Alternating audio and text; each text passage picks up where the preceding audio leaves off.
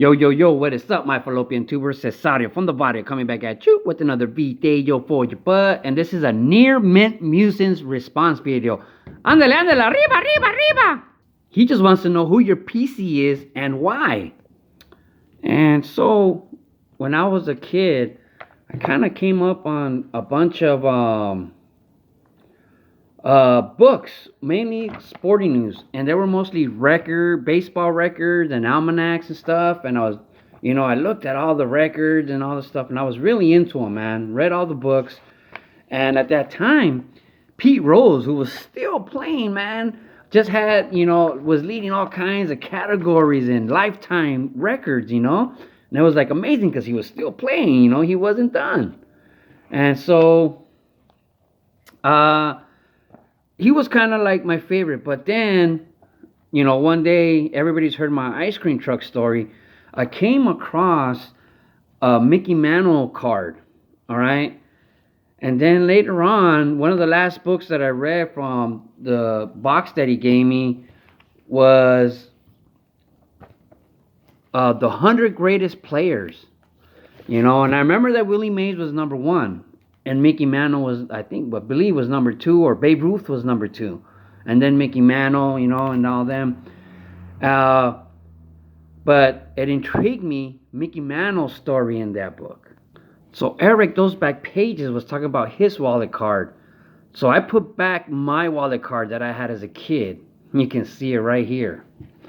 All right? And it's like this brass card that I bought off an ice cream truck. A lot of people have heard this story.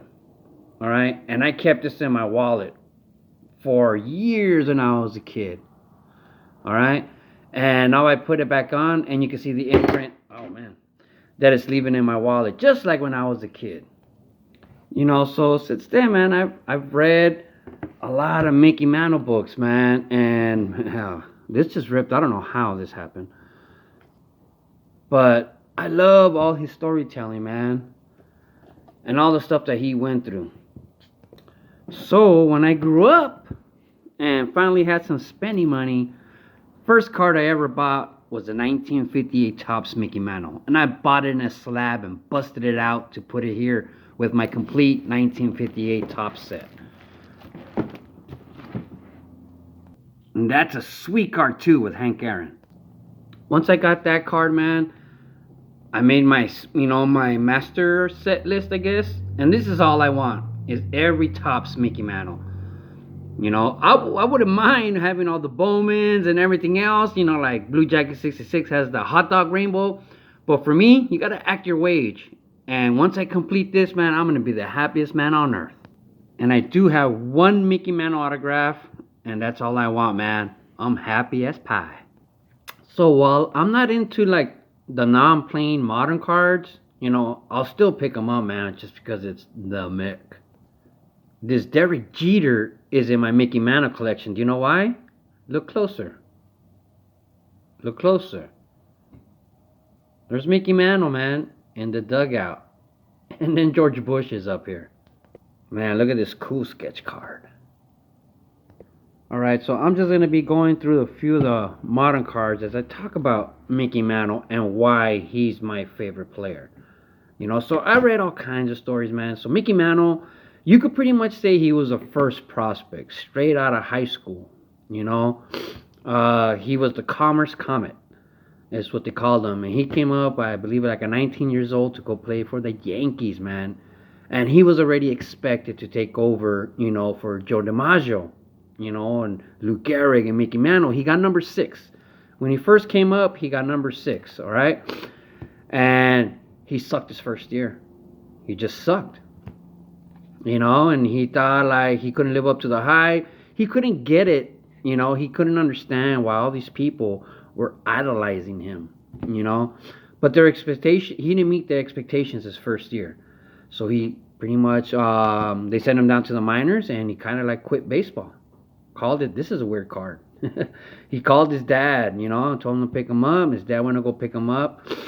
His dad didn't show sympathy, man. His dad showed him some strong love. Like, so what are you going to do now? You're going to go work at the mine, just scolded him for being a quitter. And Mickey Mantle changed his mind and went back to give it another try. Best decision he ever made, man. Oh, I love this card right here. Look at him with his rifle and his dog. You see that little etching too. That's a sweet card, man. I love this card. It's a badass card. So yeah, Mickey Mantle, he went through his trials and tribulations, man. And man, this is like, if you guys don't know, like in '61, man, that was like the perfect storm for people to hit home runs with the league expanding. And Mickey Mantle, his whole career had problems with health, man. He was always hurt, since the beginning. He tore his knee, on a drain that was in the field. There was a drain on the field, and he busted his leg. So he played most of his career with a torn ACL, man. Pretty crazy. Nice little refractor. I don't know why. I never take off the prices when I buy them. But yeah, man, and all the stories with Mickey Mantle. I read a lot of books when I was a kid about him, and I probably shouldn't have been reading them at the age I was, because I mean, there were stories about like the Copacabana fight. If you guys don't know what happened with the Copacabana fight, it was him, Bauer, Martin, a couple of the guys.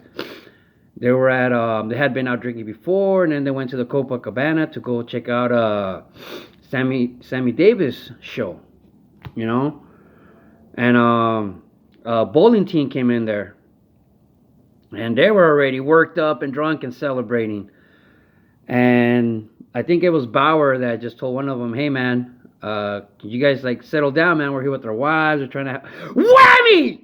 Whammy! Man, this is probably my favorite modern. It is my favorite modern Mickey Mantle card that I own. Whammy! Whammy! And they got into a big old fight, man. So after that, the manager, owner was really hard on them, and he traded Billy Martin away to protect Mickey Mantle. And that kind of hurt Mickey Mantle, But Mickey Mantle had a tough career, man, including many other things. I mean, he was one of the greatest players. He asked for a raise, and the owner, Willis, I forgot who it was at the time.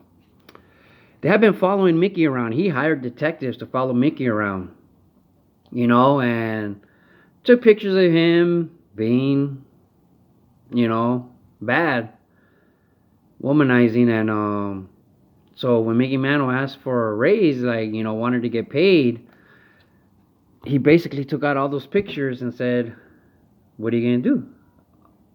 I'll post all these pictures up, give them to the press." So Mickey Mantle couldn't do that. He was married, had kids, and so he just took less money, man. But that's business, man. Business is about making money. So I'm not too much into the business side, but I can understand, I guess. But check out this, a couple little relics here. Check out that number 7. And this one, that's green. What's up with that? All right. So yeah, man, I mean, I could go on forever with Mantle. He just came up at the perfect time. This is my favorite relic that I have, man. Check it out. That is a beauty. Look at that. Ciao. One of my first relics I ever bought. And then here's a couple of die cuts. But yeah, man, Mickey Mantle has so many stories to go along with him, And he thought he was going to die early. His dad, his uncles, everybody died early. So Mickey Mantle lived fast. He didn't think he had much time on this earth. But it ended up being not true. As he lived to be a lot older than he ever thought he would. What are you doing back here, Willie McGee? So when Mickey got sent down to the minors, he lost number 6. When he came back, he got back number 7, which lives in eternity now. And Mickey Mantle, man, that was his dad. Was his hero. Mickey Mantle was named after Mickey Cochran, his dad's favorite player. By 1956, man, this dude just won the Triple Crown in 1956, man. An incredible feat, man. Talk about a guy with raw power. Man, so by after 1956, his career really took off. You know, like to the point where he was making all kinds of commercials, man. He was making commercials for cigarettes and making commercials for stopping smoking cigarettes. You know what I mean? One of his famous commercials was him like crying because he ran out of Maples cereal, and he would cry like, "I want my Maples." And supposedly he called like his agent and like, "Hey man, this has got to stop because I got kids coming up to me everywhere." He's like, everywhere he goes, people just come up to him and wipe their eyes. Like, I want my Maples. Like, imitating him in the commercial. Actually, pretty funny, man. But man, so many good stuff, man. Like, talked about the story before, how one time when he was playing the Dodgers, he bunted against Don Drysdale. And Don Drysdale is a huge man. And, if I remember right, I don't fact check my stuff, but if I'm going by memory from one of the books I read, I remember, I think it was a Mickey Mantle telling it. Mickey Mantle, who invented the tape measure home run, all right? This dude has hit, stuff out of the parks and hit the facade at Yankee Stadium. But anyways, he bunted one time against Don Drysdale, and he was safe at first. And Drysdale went up to first base, stepped on Mickey Mantle's shoe, and rubbed his cleat in there and told him, "Don't you ever do that again." And Mickey Mantle said, "Man, he was so big that he just said, 'Yes, sir.'" But man, I just love me some Mickey Mantle, man. I just can't explain it. He has a lot of stories, man. I can't get them onto this video while I'm just, going through these cards, but hopefully it's good enough, man. I just can't explain it. I just love me some Mickey Mantle. He also played football when he was young, and I think when he was like 14 or something, he like broke his leg or something happened, man, where he got a big leg injury. And he got a disease like osteomyelitis or something like that, man. And they thought they were going to amputate his leg. Mickey Mantle, when he was a teenager, they were going to amputate his leg. And unfortunately, this was during World War II, and penicillin was taking off, and it was everywhere. And they gave Mickey some penicillin and saved his leg. So I guess I can relate to Mickey Mantle because I was a knucklehead growing up. And this dude, I guess you could almost say, was a knucklehead too. And they let him get away with everything, man. So he just lived like his best life. And everybody wishes they could do the same.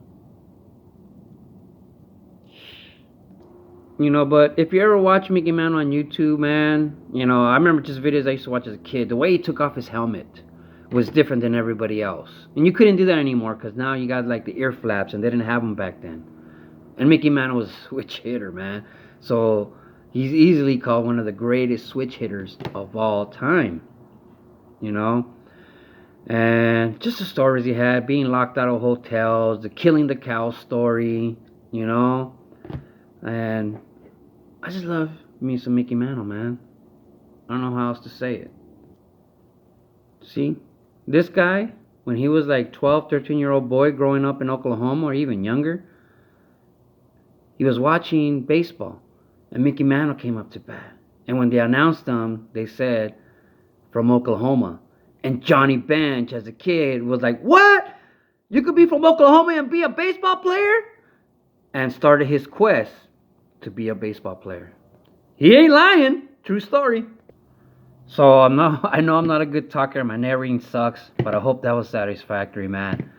But the Mickey Mantle, that's my favorite PC. It's not the greatest that I have, but it's the best that I could afford, man, and I love it, and I'm happy with it, man. But love the hobby, people, and just keep collecting baseball cards forever. I say, ciao, brother. Tiger Woods, y'all.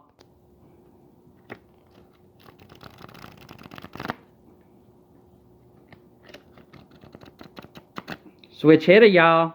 So I'll put the link below, man. Check out Near Mint Musings, man. He's a big time.